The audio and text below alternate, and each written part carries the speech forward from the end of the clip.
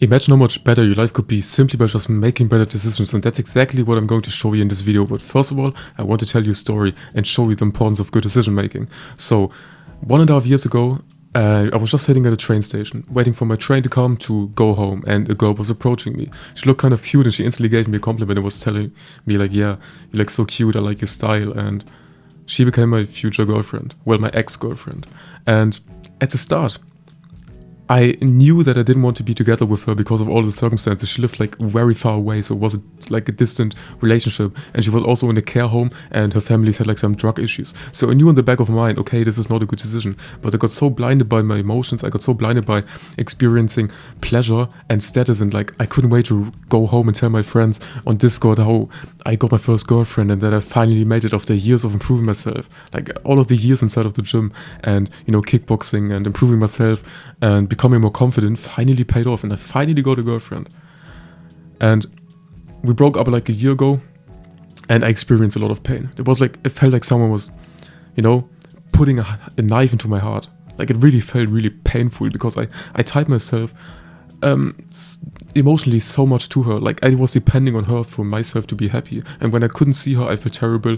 And we could only see each other on the weekends, and it was like terrible because I felt like lonely throughout the whole week, and I was just waiting for the weekend. Then I had to wait another week, and it was fucking up my mental health in the long run. But if I would have just made the simple act of applying the OODA loop, which I'm going to tell you now, I could have avoided a lot of pain and could have avoided a lot of suffering in my life. And since I've discovered this framework, I've been using it every single time I'm making a decision to make the best decision ever. And I want to teach it to you so you can make better decisions as well. And like I said, avoid yourself from a lot of pain. And you have to understand that humans are always making a decision based on feeling more pleasure or avoiding pain or having less pain. Think about it. Every single decision that you made upon today was to run away from pain or to experience more pleasure. That can be like the smallest experience of eating junk food. You wanted to experience more pleasure. Or if you improve yourself, you go to the gym. You want to run away from the pain of being ugly or obese or skinny or getting bullied to experience more pleasure. It's all about running away from pain and experiencing more pleasure. That's like the basis of our human, that's the basis of how we work in our human drive. So now I will show you the OODA framework. And the first step in the OODA framework is to observe. So let me write it down. Observe. Observe is basically just where you observe all of your feelings. You observe, you know, your desires, your emotions, and how your body responds to a certain situation. So when I met my first girlfriend, I experienced like a lot of good emotions, like a lot of, you know, excitement, and I felt like I finally achieved something and like a lot of status. And I wasn't observing my thoughts back then, but I went back and applied the OODA framework to make a better decision now. So you just ask yourself, okay, what is my current situation? What am I feeling right now? What is the reason that I want to take this decision in the first place? Why do I want to be together with a girlfriend? And you might think, yeah, well, I just want to have a girlfriend. But you have to understand that in all of your goals, people don't have goals. We have like a human desire inside of us that is driving us forward to do something. So I wanted to be together with my girlfriend to experience status. So I can go to my friends and tell them, yeah, Marlon, you finally got a girlfriend. Or because of pleasure. Like, because of pleasure. I can go to my friends and tell them, yeah, I slept with her for the first time, or even myself experiencing, you know, sleeping for her the first time, or the simple act of going around and cuddling or holding hands when you're in the city. It gives you a lot of status and pleasure. And I wanted to be, you know, with someone so I'm not lonely. So it was again to run away from pain, so I'm not lonely. And back then I didn't know about this framework, so I didn't observe my emotions. I was just like, okay, this feels really good, so I'm gonna do it. But that's not what you want to do, because your emotions can blind you. Your emotions, like, make your sight very narrow, like on a narrow problem. So let me show you what I mean. If you're down here and you try to make a decision, and you have a lot of emotions inside of you, your decision making will get influenced by that. So instead of seeing the whole picture, you just see like this narrow alley. And here's the goal. And all of your emotions basically blind you, so you don't see the whole picture, which is a bad thing. Which is the bad thing that you don't want to do. So you basically want to observe yourself and your feelings and understand why you want something in the first place. And then the second step that you do is you orient yourself.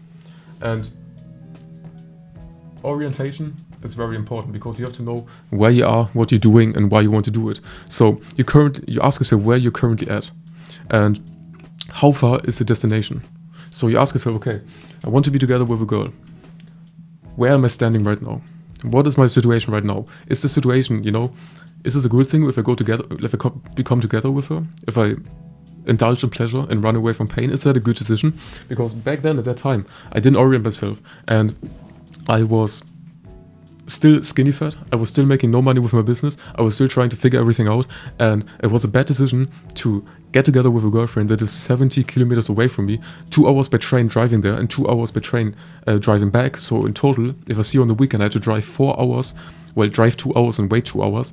That was a bad decision because I wasn't in the position to experience that much pleasure and waste that much time because I still wanted to work on myself. So I wasn't in the position to actually take this decision, and it wasn't a smart decision. It wasn't a smart decision in the first place. So you just ask yourself, okay, where do you want to go and where are you currently at? You orient yourself. You kind of put your emotions into a certain category and put another emotion into a certain category, and also your circumstances and your feelings and your current situation. So this doesn't apply to only having a girlfriend. This can also apply to making money in a business. When you make a decision in your business and you're currently not making a lot of money, you're currently trying to figure everything out.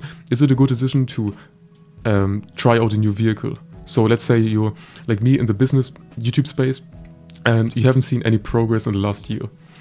Is it a good decision to then orient yourself into a different way? Probably not, because you haven't put in enough time, effort, energy to achieve something. So you wait. And you don't take that decision because you don't deserve or you can't afford it right now to experience more pain, experience less pain and more pleasure, because you have to put in more work to actually get you to your results. And then the third thing that you have to do is you decide. You decide.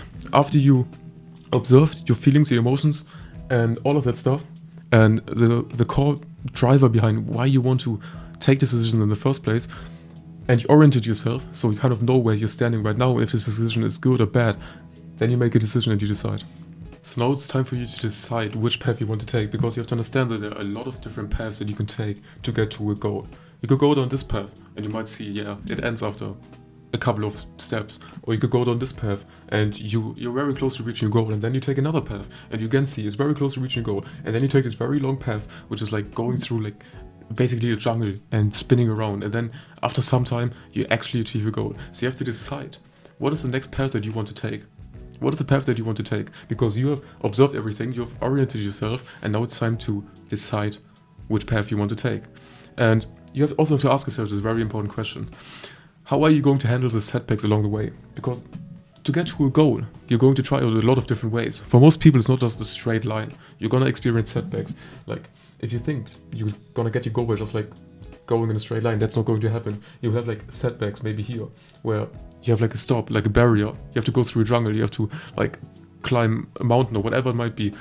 So you have to ask yourself, okay, how can I overcome the problem? And you can use the information that you've collected before by observing and orienting yourself to overcome those setbacks.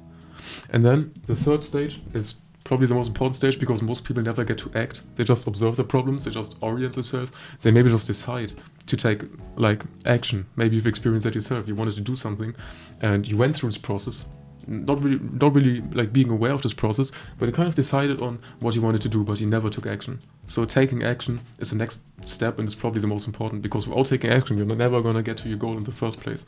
So act.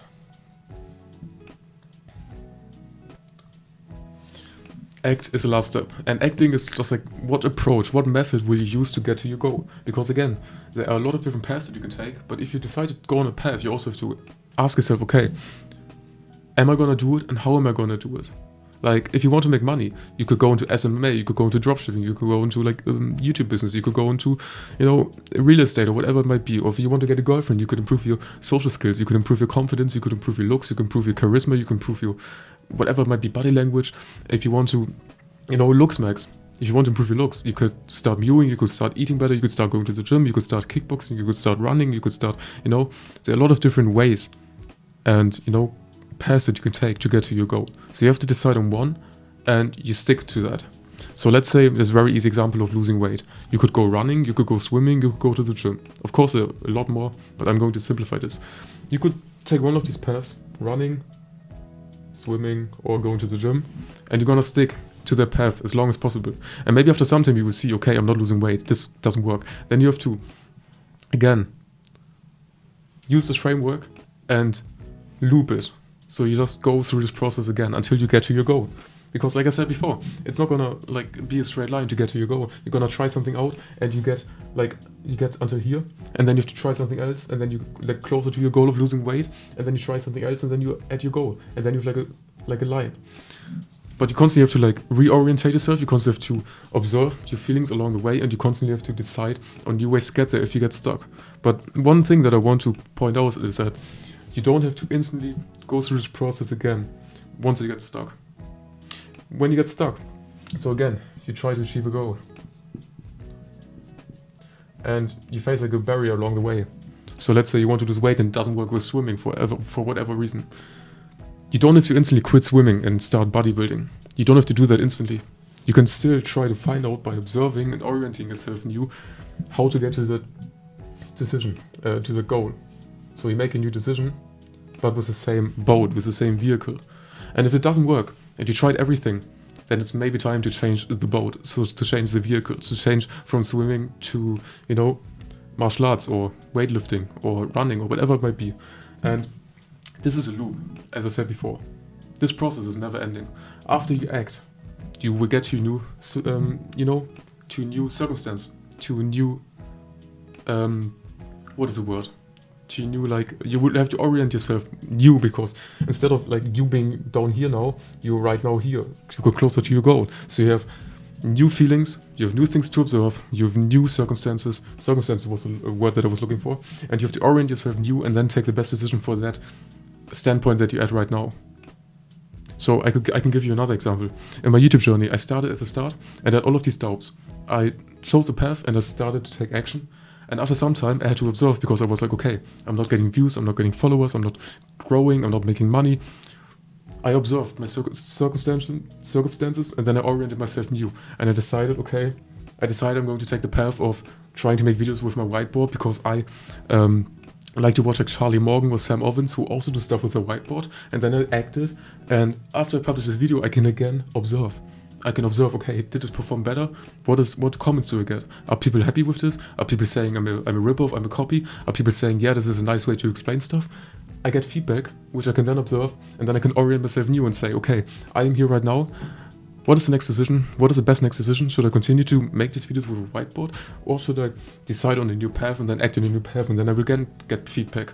And another thing that I want to add is that this is a system, and everything runs in systems. I learned this by Charlie Morgan and Sam Ovens as well. Everything runs in systems. No matter what you look at, in life, everything runs in systems. Your body is a system, the world is a system, politics is a system, you have a cardiovascular system, you have a muscular system, you have all of these systems. Nature itself is a system. And a system works in a very easy way. And this is a system, so you basically system thinking. One step after another, you get feedback, and then you repeat. So you first have an input, which is like observing and orienting. You look at your feelings, you look at your decision, you have an input, whether it's good or bad, like you experience bad feelings or you experience good feelings. Then you have a process. So what you're going through, working towards your goal, doing something, and because you went through the process, you will then get an output.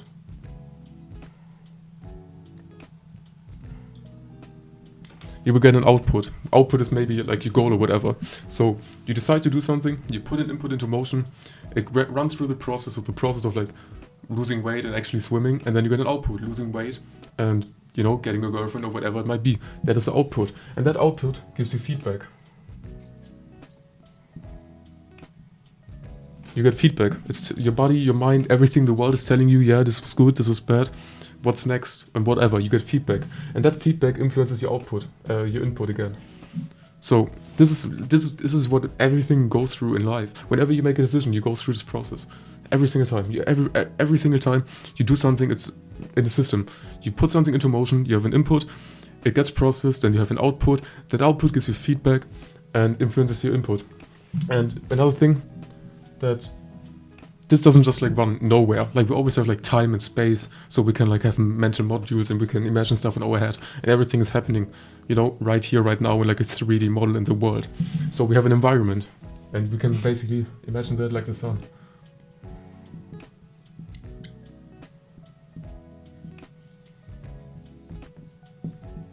So we have an environment, and the environment is basically deciding where this process runs and how it runs. So if we look at nature, the environment is different to when we look at yourself and see a process right there. Or when you look at the politics, the environment is different and has a different process, a different system, where the system itself is the same, but they have different inputs and different outputs and different feedback and a different process. And that's basically how you can make better decisions. So if this video was beneficial to you, I have more content like this inside my community, Cautious Movement, where we improve the mindset, mental health, and productivity of young students just like me and you. We have weekly calls, we have an accountability community where you can share your wins and do like a bunch of fun stuff while educating yourself. And this will put your progress on the fast lane. If you want to join, you can click on the first link in the description. Thank you for watching, and please take action.